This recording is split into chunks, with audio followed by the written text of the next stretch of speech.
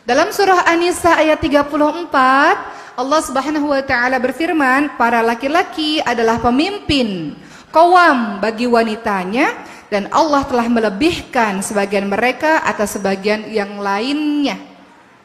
Dan karena mereka atau laki-laki telah memberikan nafkah dari harta mereka.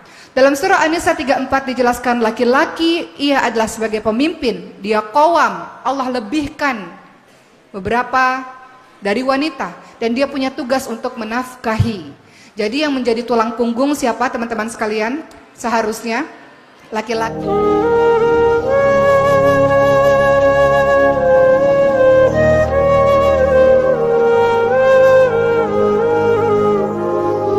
Di dalam Islam, laki-laki adalah kepala keluarga. Dia memiliki tanggung jawab untuk menafkahi lahir batin untuk istrinya. Dan dia mengurusi urusan-urusan luar rumah. Makanya dalam surah An-Nisa ayat ke-34 Allah Subhanahu wa taala berfirman, A'udzu billahi minasyaitonir rajim, ar-rijalu qawwamuna 'alan nisa'i bima faddalallahu ba'dahum 'ala ba'di wa bima anfaqu min amwalihim. Dalam surah An-Nisa ayat 34 Allah Subhanahu wa taala berfirman, para laki-laki adalah pemimpin qawam bagi wanitanya dan Allah telah melebihkan sebagian mereka atas sebagian yang lainnya. Dan karena mereka atau laki-laki telah memberikan nafkah dari harta mereka. Dalam surah An-Nisa 34 dijelaskan laki-laki ia adalah sebagai pemimpin, dia qawam, Allah lebihkan beberapa dari wanita dan dia punya tugas untuk menafkahi. Jadi yang menjadi tulang punggung siapa teman-teman sekalian? Seharusnya laki-laki. Perempuan di dalam Islam sangat dimuliakan. Sebelum dia menikah, kehidupannya ditanggung full oleh ayahnya. Setelah dia menikah, kehidupannya ditanggung full oleh suaminya. Makanya suami fungsinya adalah sebagai qawam, sebagai pelindung, sebagai pemimpin dan dia punya tugas untuk menafkahi. Bagaimana kalau perempuan yang bekerja dan punya uang sendiri? Perempuan tidak diciptakan dari tulang punggung, tapi perempuan diciptakan dari tulang rusuk. Perempuan bukan tulang punggung, mohon maaf, tapi dia adalah tulang rusuk. Dalam artian perempuan dijaga, dilindungi, disayangi, bukan untuk mencari sebagai tanggung jawab pertamanya. Karena tanggung jawab utamanya dalam mencari nafkah adalah laki-laki, bukan perempuan. Jadi kita sama-sama sudah sepakat bahwa laki-laki mengerjakan urusan-urusan di luar, biasanya seperti itu, dia mencari nafkah. Dan bagaimana dengan perempuan?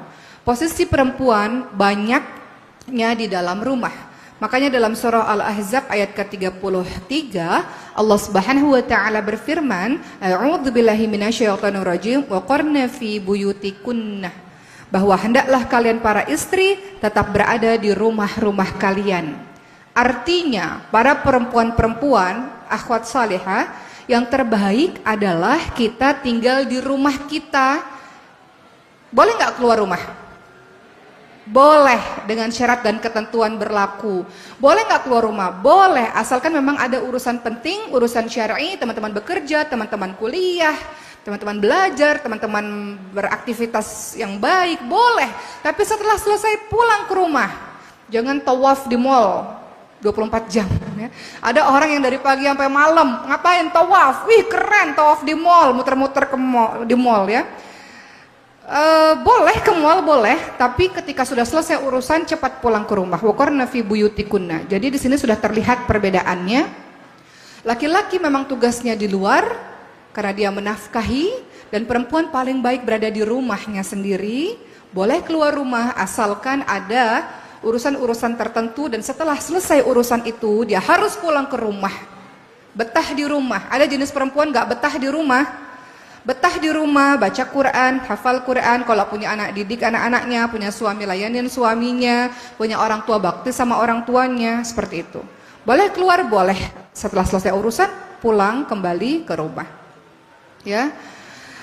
Baik, mari kita lihat bagaimana Ibnu Katsir rahimahullah, beliau menafsirkan ayat tadi ya, ayat Al-Ahzab 33, wa qarna fi buyutikunna. Apa kata beliau?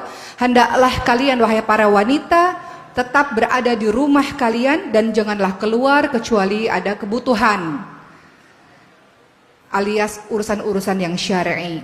Baik, sekarang saya akan menyampaikan kembali bagaimana kalau wanita-wanita bekerja.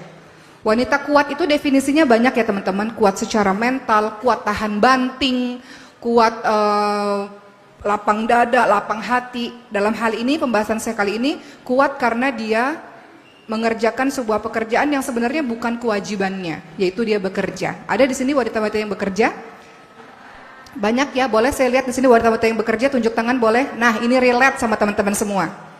Oke. Kalau tadi kita tahu wanita-wanita bekerja itu Masya Allah, banyak orang bertanya, sebenarnya lebih baik mana sih wanita karir, wanita yang bekerja atau wanita yang di rumah? Jawabannya yang mana? Dua-duanya sama-sama hebat karena setiap orang kondisinya berbeda. Orang yang Allah anugerahi alhamdulillah menjadi ibu rumah tangga itu hebat. Ibu rumah tangga itu pekerjaan yang tiada hentinya dan tiada jam kerjanya. Betul ya ibu-ibu rumah tangga ya?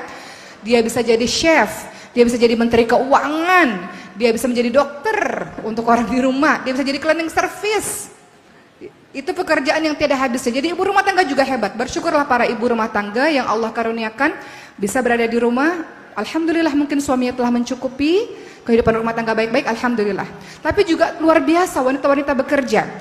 Kenapa? Karena dia bekerja dengan berbagai macam alasan. Beberapa di antaranya adalah, jadi kita nggak boleh mengatakan wanita bekerja itu tidak sesuai kodrat dan sebagainya. Karena wanita bekerja di luar maksudnya, itu juga karena berbagai macam keadaan. Teman-teman, tidak selamanya kondisi dalam sebuah keluarga itu ideal. Idealnya laki-laki menafkahi, betul ya? Tapi terkadang dalam kehidupan kita, ayah kita maupun suami kita, teman-teman yang sudah menikah, terkadang sudah bekerja tapi mungkin belum cukup karena tuntutan ekonomi yang begitu tinggi misalnya, atau sudah berusaha tapi memang dapatnya segitu, atau mungkin ayah kita atau suami kita sakit sehingga tidak bisa lagi menjalankan kewajibannya, atau mungkin orang tua kita sudah tua renta sehingga ada seorang anak yang akhirnya membantu perekonomian keluarga, membiayai ayahnya, membiayai adik-adiknya sekolah. Bukankah wanita-wanita itu wanita yang luar biasa? Betul nggak teman-teman sekalian? Itu bukan tugasnya loh, tapi dia berbesar hati. Dia merasa bahwa insya Allah saya mampu dan saya akan berbakti pada orang tua saya dengan memberikan harta kepada orang tua atau kepada suami dan anak-anak. Itu luar biasa.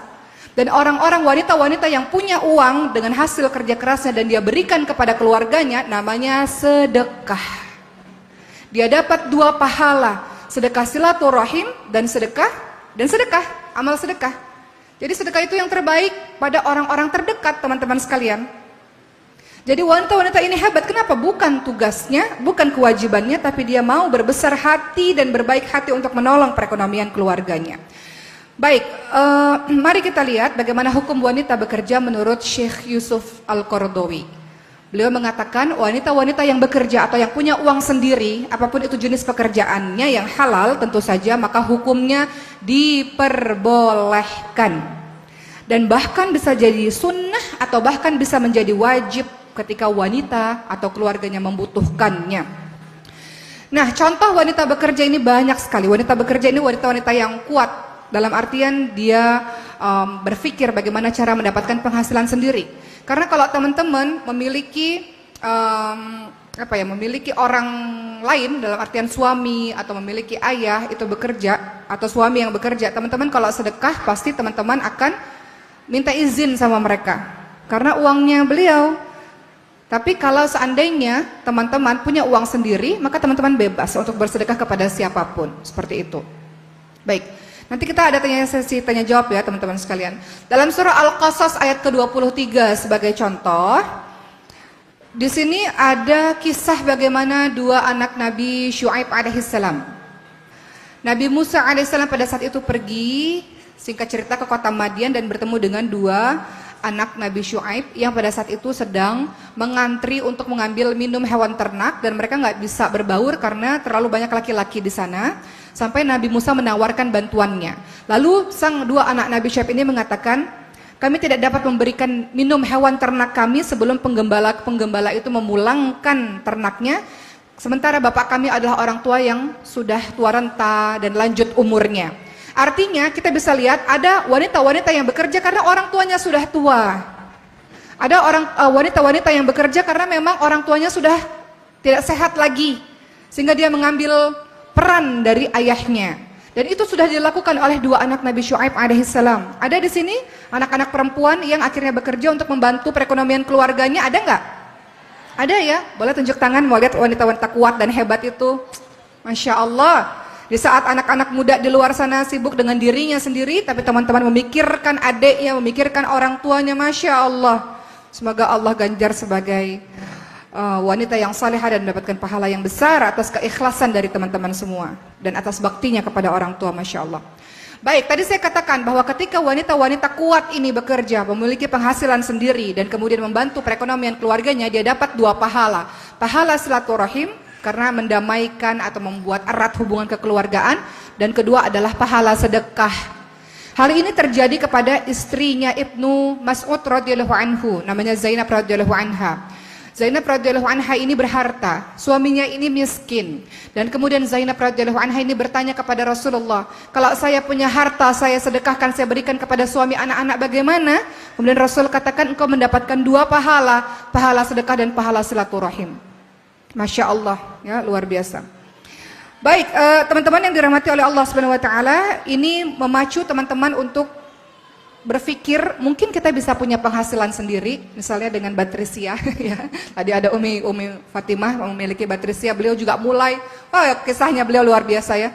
Mungkin beliau nanti sudah cerita atau mungkin lain waktu bercerita bagaimana beliau seorang wanita yang tinggal di panti asuhan yang pada akhirnya sukses dengan bisnisnya, punya penghasilan sendiri, bisa buat pesantren, Masya Allah. Mungkin ini kita juga bisa berpikir bahwa saatnya perempuan-perempuan ini juga bisa loh berdaya dan kuat. Bahkan dari rumah sendiri teman-teman bisa loh berusaha atau bisa berniaga, bisa silahkan. Dengan begitu teman-teman bisa bersedekah lebih banyak misalnya ya. Sebelum saya berbicara mengenai ceramah pada hari ini, saya mau cerita satu hal, ini penting sekali, ini kisah nyata. Ketika saya safari dakwah 2 tahun 3 tahun lalu di kota Medan, saya betul-betul ingat kisah ini. Beliau katakan, suami saya meninggal setahun yang lalu mendadak, meninggalkan 3 orang anak yang masih kecil-kecil. Dan selama suami saya hidup, saya betul-betul dimanjakan dengan suami, dan saya tidak bisa apa-apa karena dimanjakan begitu luar biasa. Ketika suami mendadak, kami hidup dengan warisan suami, dan kemudian warisan itu habis, dan sekarang saya kebingungan dalam mencari uang. Teman-teman paham apa maksud saya?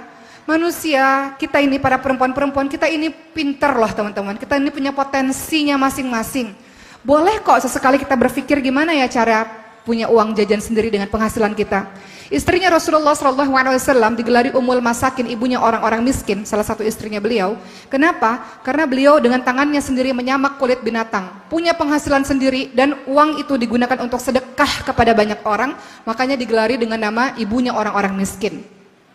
Jadi kalau punya suami baik hati, boleh, Masya Allah, surga dunia, Masya Allah. Tapi kita harus tahu, mungkin tidak selamanya suami-suami kita berada di sisi kita, atau tidak selamanya ayah kita mampu membiayai kita. Nggak ada salahnya kok kalau kita berusaha sedikit demi sedikit. Sedangkan sekarang kan banyak ya peluang-peluang untuk teman berniaga. Teman-teman bisa bikin roti, mungkin jualan roti, bisa jahit, mungkin jualan baju, atau mungkin yang lain-lain usaha. Boleh kok teman-teman sekalian. Kenapa? Karena kalau teman-teman berminat, karena itu menjadi cara agar teman-teman bisa membantu perekonomian keluarga pada saat keluarga kita kenapa-napa. Masuk akal nggak apa yang saya sampaikan ya? Ini kisah dari yang kemarin, akhirnya saya berpikir, iya ya, agak susah juga. Perempuan terlalu manja, nggak bisa apa-apa, potensinya nggak diasah. Kalau terjadi apa-apa dia susah sendiri. Sama seperti ibu ini, sang fulanah ini, jadi kebingungan. Karena merasa bahwa dirinya nggak bisa apa-apa, selama ini terlalu dimanjakan. Sementara harus membesarkan 3 anak ini. Begitulah teman-teman, mudah-mudahan menjadi pembelajaran. Baik. Teman-teman yang dirahmati oleh Allah Subhanahu Wa Taala, bagi teman-teman yang menjadi wanita-wanita yang kuat dalam hal ini tadi ya, kuat itu banyak, tapi yang ingin saya bicarakan pada hari ini adalah boleh kok kita menjadi perempuan-perempuan yang kuat secara finansial. Siti Khadijah itu kuat secara finansial, betul nggak? Dari apa? Berdagang. Ada kisah nyata kok, ada contoh nyata kok. Siti Khadijah membantu dakwahnya Rasulullah SAW. Jadi mindset di kepala kita ini, kita harus jadi orang yang berharta banyak supaya bisa menjadi tangan di atas. Kan tangan di atas lebih baik daripada tangan di bawah. Caranya gimana? Usaha dong. Banyak kok kita lihat ibu-ibu yang sukses di rumah, nggak pernah pergi kemana-mana, dari rumah. Sekarang banyak yang bisa kita lakukan. Teman-teman terserah bagaimana caranya. Bisa melakukan apapun, silahkan. Ya baik.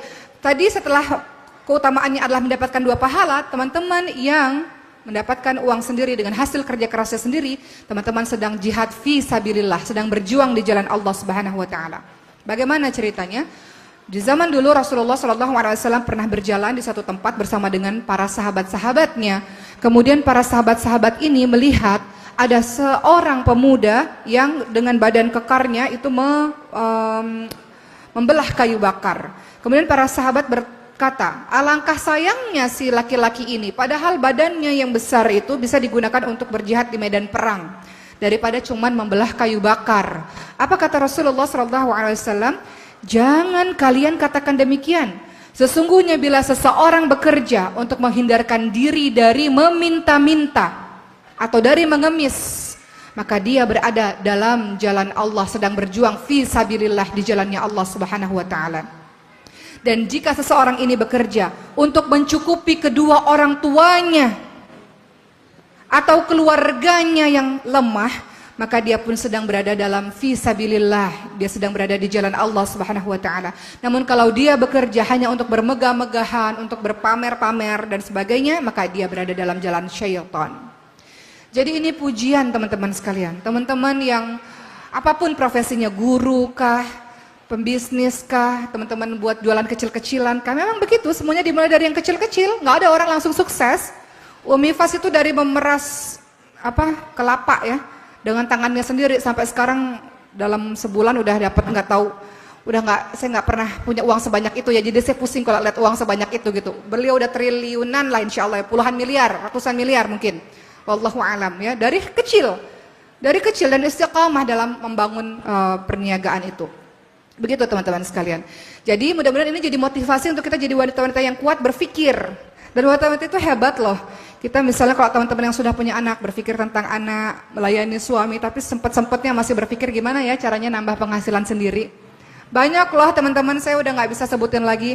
Saya berbagai macam orang saya temui dalam berbagai macam komunitas. Mereka ibu-ibu rumah tangga, emak-emak yang berjualan itu. Teman-teman terserah mau pilih yang mana. Tapi mereka Masya Allah lewat rumahnya sambil mengasuh anak. Sekarang zaman online kan teman-teman gak perlu punya kedai mungkin. Kedai nantilah satu hari nanti kalau sudah lumayan settle. Tapi bisa kok dengan online atau apapun itu teman-teman mulai berpikir bagaimana caranya mendapatkan uang sendiri. Seperti salah satu istri Rasulullah, beliau dapat uang sendiri bukan untuk yang lain-lain karena dinafkahi oleh Rasulullah, tapi untuk sedekah lebih banyak. Makanya digelari Ummul Masakin, ibunya orang-orang miskin. Ya,